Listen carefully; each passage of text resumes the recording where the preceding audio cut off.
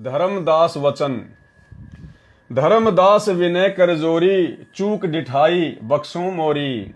धर्मदास जी ने कहा कि हे गुरुदेव, यदि मैंने आपके साथ में कोई बदतमीजी की हो, यदि मैंने कोई डिठाई की हो, तो हाथ जोड़कर मैं आपसे विनती करता हूं, आप मुझे क्षमा करना। और भाइयों और बहनों, एक सच्चे नेक और अच्छे भगत में गुरुदेव ने यही लक्षण बताए हैं कि जब आपको सतगुरु मिल जाए, परमात्मा मिल जाए, और यदि आपने पहले किसी अन्य आत्मा को अपना गुरु धारण कर रखा था, तो दूसरे गुरु की शरण में जाने के बाद पहले वाले गुरु के साथ में आपने राग द्वेष ईर्ष्या, उसकी निंदा चुगली बिल्कुल भी नहीं करनी है। क्योंकि जहां तक का उसको ज्ञान था वहां तक उसने आपका मार्गदर्शन किया। अब आपको आगे का गुरु मिल गया, आगे का ज्ञान मिल गया। अब हमने पहले वाले गुरु की निंदा चुगली नहीं करनी, अन्यथा हम गुरुद्रोही की श्रेणी में आ जाते हैं। और ठीक इसी प्रकार सतगुरु रामपाल जी परमेश्वर जी ने बताया कि मेरी शरण में आने के बाद और किसी कारण से यदि आपको मेरा ज्ञान अच्छा नहीं लगा, मेरा भक्ति मार्ग अच्छा नहीं लगा, तो बेशक आप जी मुझे छोड़ के किसी अन्य की शरण में जा सकते हो, लेकिन आपने फिर अपने पहले वाले गुरु की निंदा चुगली नहीं करनी, अन्यथा फिर आप जी जन्म जन्मांतरों तक इस काल के जाल से छूट नहीं पाओगे, संतों की निंदा करने के दोषी बन जाओगे। तो धर्मदास जी ने अपने पहले वाले गुरु के साथ बड़ी आधीनी भाव से और कहा कि गुरुदेव, यदि मेरे से कोई गलती हो गई हो तो आप मुझे क्षमा करें, माफ करें, क्योंकि मुझे तो अपना आत्म कल्याण करवाना है। हम ते ही पद अब सेवई जाई, अब हम उन्हीं के पास जाएंगे और वो जो हमें भक्ति बताएंगे उसी अनुसार हम सेवा करेंगे। जिन यह अगम मोही बताई, जिन्होंने मुझे यह आगे का रास्ता बताया है। तुम हो गुरु वो सतगुरु मोरा। धर्मदास जी ने सोचा कि कहीं नाराज ना हो जाए, कहा आप तो मेरे गुरुजी हो और वो मेरे सतगुरु हो जाएंगे। उन हमारे यम फंदा तोड़ा, उन्होंने हमारा भ्रम निवारण कर दिया, काल के जाल से परिचित करवा दिया। तुमने ज्ञान दे ए भक्त से छुड़ावा। हे गुरुदेव, आपने मुझे अपने स्तर का ज्ञान देके आपने मेरी बुराइयों को छुड़वाया है। उन मोही अलख अगम्य लखावा, और उस संत ने मुझे आगे का मार्ग दिखाया है। अलख परमात्मा को दिखाया है, यानी मुझे आगे का रास्ता बताया है परमात्मा प्राप्ति का। धर्मदास तब करी प्रणामा। उसी समय धर्मदास जी अपने पहले वाले गुरु रूपदास जी को प्रणाम करके चल देते हैं। बांधवगढ़ पहुंचे निज धामा, और अपने घर वापस बांधवगढ़ आ गए। कहते कि दिन यही भाती गए हूं। बहुत सारे दिन ऐसे ही बीत गए धर्मदास जी के। धर्मदास मन चिंत्या भय हूं, और धर्मदास हमेशा चिंतित से रहने लगे। कहते कि दिवस ये विधि बीता, धर्मदास चित बाडी प्रीता। धर्मदास मन माही विचारा, प्रभु आवे करूं भंडारा। अब धर्मदास जी ने मन में विचार किया कि भाई वो साधु महात्मा, जिंदा महात्मा, जिन्होंने मुझे आगे का रास्ता बताया है, वो मुझे कैसे मिले, किस विधि से मुझे मिले परमात्मा। चिंतित रहने लगे। अचानक से फिर धर्मदास जी को ध्यान में आया कि उन्होंने मुझे कहा था कि धर्मदास, जहां पे साधु संगतियां होती हैं, जहां पर समागम होते हैं, धर्म भंडारे होते हैं, वहां मैं पहुंच ही जाता हूं। तो ये प्रेरणा भी परमात्मा ने ही धर्मदास जी को की। धर्मदास मन माही विचारा, प्रभु आवे करूं भंडारा। कि अगर मैं भंडारा करूं तो हो सकता है मेरे प्रभु दर्शन देने के लिए आ जाएं। यज्ञ माही साधु जिमाऊं, जिंदा कहत हम साधन मा आऊं। धर्मदास जी को याद आया कि जिंदा बाबा कह रहा था कि मैं तो साधु संतों के बीच में रहता हूं। तो धर्मदास जी ने सोचा कि धर्म भंडारा करके, वो यज्ञ करके मैं साधु संतों को जिमाऊंगा। इस विधि में दर्शन पाऊं, हो सकता है इस विधि से मुझे उनके दर्शन हो जाएं। अपना सब संसा नसाऊं, और अब की बार यदि मिल गए तो मैं अपनी सारी शंकाओं का समाधान करवाऊंगा। मैं उनसे कोई वाद विवाद नहीं करूंगा। धर्मनि 3 दिवस धर्म यज्ञ आरंभा। धर्मनि यानी धर्मदास जी ने 3 दिवसीय 3 दिन का धर्म भंडारा शुरू करवा दिया। अंतिम दिन हुआ अचंबा, और अंतिम दिन, तीसरे दिन तो चमत्कार हो गया, क्योंकि परमात्मा आ गए। जिंदा रूप धरी प्रभु आए। वो कबीर परमात्मा सतगुरु रामपाल जी भगवान जिंदा महात्मा का रूप धारण करके वहां आ गए। कदम वृक्ष तले आसन लगाए और पास में ही एक कदम का पेड़ था। परमात्मा वहां पर आकर विराजमान हो गए। आसन अधर देह नहीं छाया। अब परमात्मा ने क्या चमत्कार दिखाया। जिस कदम के पेड़ के नीचे परमात्मा विराजमान हुए, परमात्मा का जो आसन था वो जमीन से ऊपर था। परमात्मा जमीन से ऊपर 1-2 फुट ऊंचे बैठे हुए थे बिना किसी सहारे के, और देह नहीं छाया और उनके शरीर की छाया भी नहीं थी। आसन अधर और देह नहीं छाया, अविगत लीला देख हर्षाया। धर्मदास जी जिंदा बाबा की, अवगत परमात्मा की, सतगुरु रामपाल जी परमेश्वर जी की, कबीर भगवान की इस अद्भुत लीला को देखकर मन ही मन में बड़ा हर्ष आया। धर्मदास वचन ज्ञान प्रकाश पेज नंबर 23। जोरी पानी में पूछो स्वामी। धर्मदास जी ने उसी समय पानी यानी हाथ जोड़े अपने स्वामी के आगे। कहो कृपा करी अंतर्यामी। हे गुरुदेव, हे महात्मा जी, आपने बहुत बड़ी दया बख्शी मेरे ऊपर। हे अंतर्यामी, आप तो जानी जान हो। अहो साहिब नाम का आही, परचे नाम कहो मोई पाई। गुरु अरु सतगुरु तुमको का कहूं। हे प्रभु कौन देश तुम रहूं। मैं आपको अपना गुरु कहूं या सतगुरु कहूं। आप कौन से देश में रहते हो, कहां से आए हो आप। जिंदा वचन हो धर्मनी जो पूछे मोही। सुनहु सुरती धरी कहो मैं तो ही। ध्यान से सुनो जो मैं तुम्हें बताता हूं। जो आपने मुझे पूछा है ना, हो धर्मनी जो पूछे मोही, आपने मुझसे जो सवाल किया है ना, अब ध्यान से सुनो मैं तुम्हें बताता हूं। जिंदा नाम है सुनो मोरा। मेरा नाम है जिंदा बाबा, जिंदा महात्मा, जिंदा भेष खोज किए तोरा।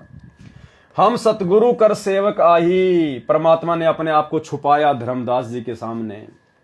अगर परमेश्वर अपने आप को कह देते कि मैं ही परमात्मा हूं, मैं ही सत्य पुरुष हूं, तो धर्मदास जी के मन में फिर से अनेकों प्रकार की शंकाएं काल प्रेरणा से मन में उमड़ आती कि परमात्मा तो निराकार होता है, हमारे जैसा थोड़ी होता है, दिखाई थोड़ी देता है, परमात्मा का शरीर थोड़ी होता है, वो तो निराकार है। तो परमेश्वर ने हम तुच्छ बुद्धि जीवों की तुच्छ बुद्धि को देखते हुए और क्या कहा, हम सतगुरु कर सेवक आही। हम तो सतगुरु के सेवक हैं, उनके शिष्य हैं।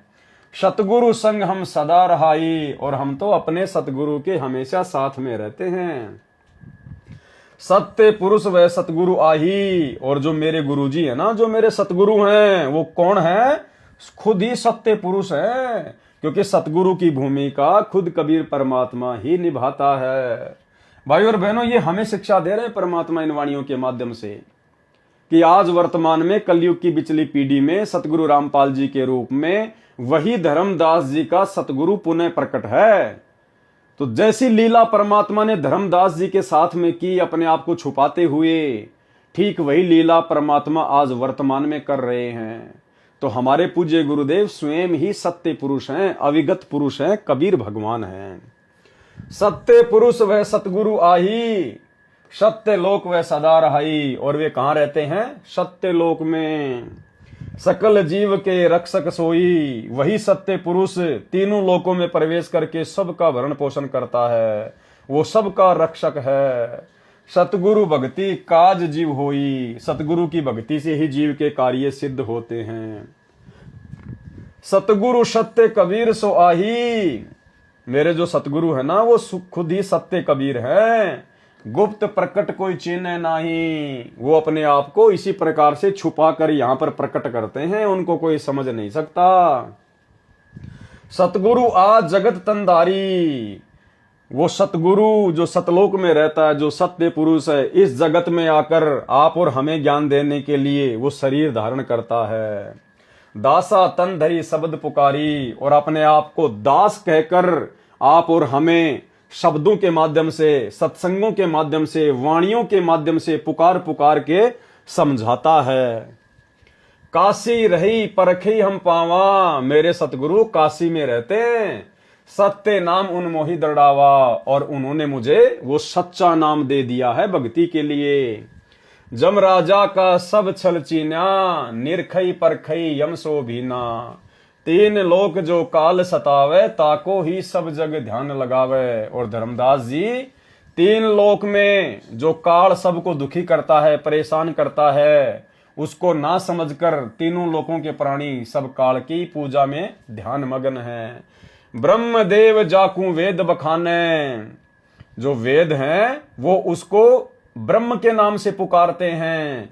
ब्रह्मदेव जाकू वेद बखाने, कि वेदों में उसका नाम ब्रह्म है। सोई है काल कोई मरम न जाने, वही काल है, उसी ब्रह्म को काल कहते हैं, जिसका भेद यहाँ 21 ब्रह्मांड में कोई जान नहीं पा रहा है, क्योंकि वो गुप्त रहता है। उसने कसम खा रखी है, मैं किसी के सामने अपने वास्तविक काल रूप में प्रकट नहीं होऊंगा, और गुप्त रूप में ब्रह्मा विष्णु महेश और दुर्गा के माध्यम से अपनी सारी व्यवस्था सेट करवाता है। तिनके सूत आहित्र देवा, तिनके यानी उस ब्रह्म के सूत यानी पुत्र, ये तीनों देवता हैं। तिन्ह के सूत आहित्र देवा, सब जग करे उनकी सेवा। और ये पूरा जगत उसी काल के तीनों पुत्रों की भक्ति करता है, सेवा करता है। परमेश्वर ने गीता जी में बताया, गीता जी अध्याय नंबर 7 श्लोक नंबर 12 से 15 में, कि ये प्राणी समुदाय मुझ ब्रह्म को ना पहचान कर तीनों गुणों की भक्ति में लगा हुआ है, इन्हीं को परमात्मा मान के इनकी पूजा करता है। और इस ब्रह्म ने, इस काल ने ब्रह्मा विष्णु महेश की तीनों गुणों की पूजा करने वालों को 4 गालियां दी है।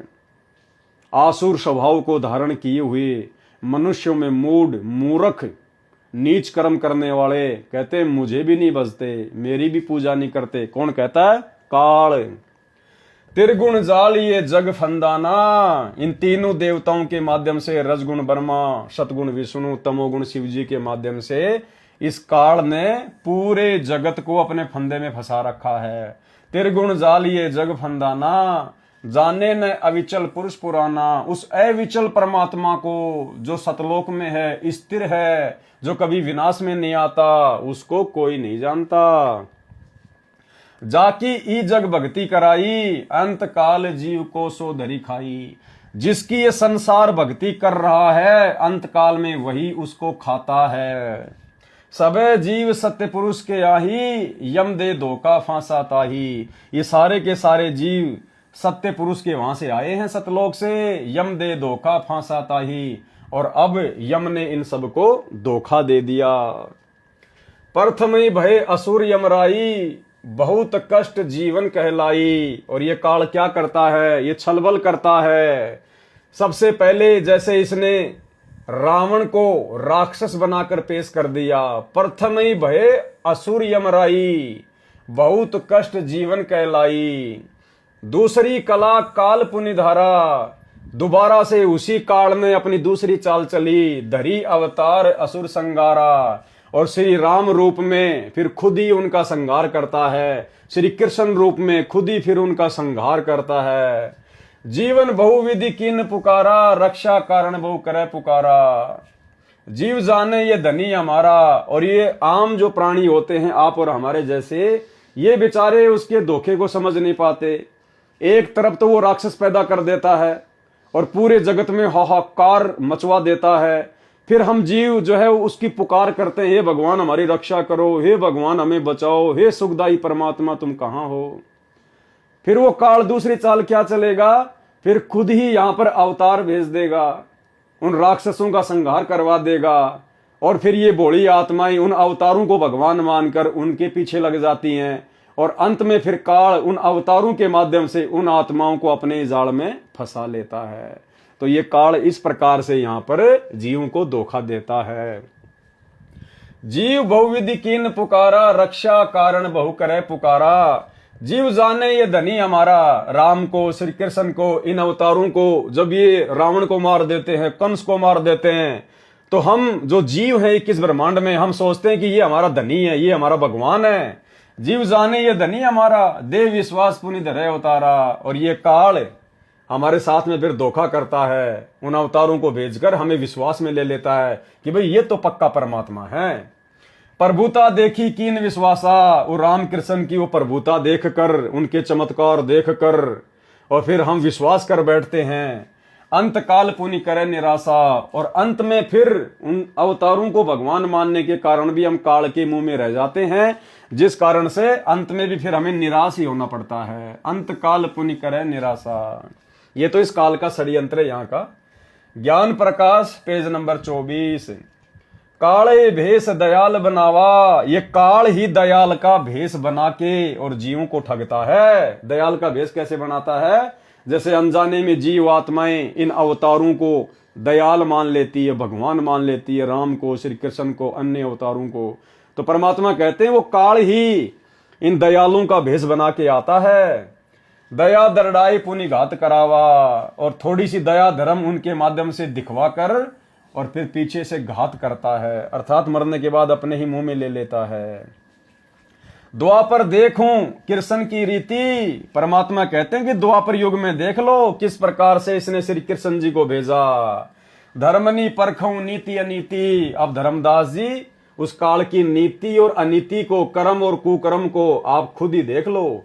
अर्थात पहले तो उसने कंस को भेज दिया, कंस ने दुनिया को दुखी कर दिया, त्राही माम मच गया। लोगों ने प्रार्थना की, हे भगवान हमारी रक्षा करो। फिर काल ने जीवों को अपने विश्वास में लेने के लिए विष्णु को प्रेरणा कर दी और श्री कृष्ण रूप में भेज दिया। और लोगों ने सोचा कि ओह ये तो भगवान है, ये तो परमात्मा है, ये तो दीन दयाल है। फिर सारी दुनिया श्री कृष्ण के पीछे जा लगी और अंत में कृष्ण की भक्ति करते करते फिर उसी काल के मुंह में जा बैठी।